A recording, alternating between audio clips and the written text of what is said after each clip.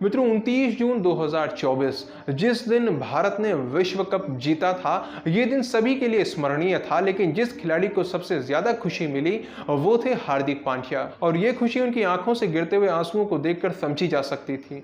उनके आंसू उनका दर्द बता रहे थे कि पिछले कुछ समय में उन्होंने कितना कुछ सहन किया है। उन्होंने कहा भी था कि वो अपने बुरे समय में उनका मजाक उड़ाने वालों को अपने खेल से जवाब देना चाहते थे। और सच में भारत के लिए विश्व कप में महत्वपूर्ण योगदान करके उन्होंने सभी को एक उत्तर दे दिया था।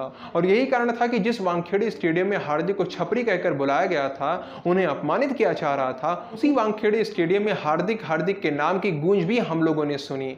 लेकिन हार्दिक की जो किस्मत है वो कुछ इस तरह से लिखी हुई है कि उनके पास खुशियां ज्यादा दिनों तक टिक नहीं पाती हैं। क्योंकि विश्व कप जीतने के बाद मात्र 15-20 दिन की खुशी ही वो मना पाए होंगे कि उनके जीवन में फिर से कठिनाइयों ने डेरा जमा लिया।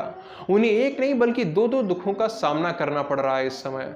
पहला दुख तो यह है कि जब श्रीलंका दौरे के लिए जाने वाली भारतीय टीम की घोषणा की गई तो वहां पर हार्दिक पांड्या को कप्तानी से बाहर कर दिया गया। जबकि रोहित शर्मा के बाद टी20 के कप्तान बनने के वो प्रबल दावेदार थे, लेकिन उनकी जगह पर सूर्य कुमार यादव को चुन लिया गया। यहां तक कि हार्दिक को उप कप्तान के लायक भी नहीं समझा गया।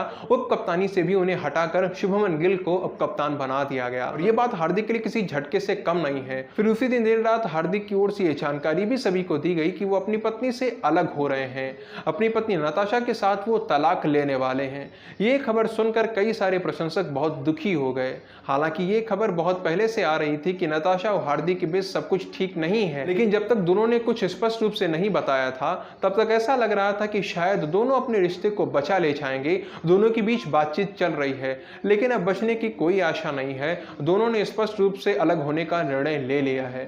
मित्रों यहाँ पर सोचने वाली बात है कि हार्दिक और नताशा ये दोनों तो अलग हो जाएंगे और हो सकता है कि दोनों अलग अलग कहीं दूसरी जगह शादी भी कर लें। इसकी पूरी संभावनाएं हैं। लेकिन उस बेचारे बच्चे का क्या होगा, अगस्त्य का क्या होगा, ये यहाँ पर बड़ा प्रश्न है।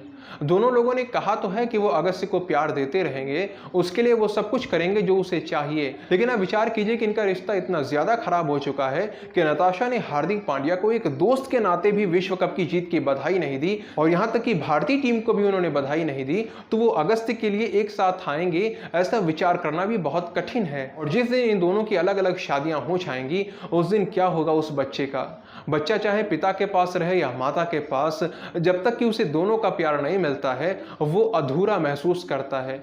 ना मुझे हार्दिक के लिए बुरा लग रहा है और ना ही नताशा के लिए। मुझे बुरा लग रहा है, मुझे दुख हो रहा है तो उस प्यारे से बच्चे के लिए जिसका जीवन इन दोनों के कारण अब अधर में लटक चुका है, जिसे अपना जीवन माता पिता के प्यार के बिना बिताना पड़ सकता है।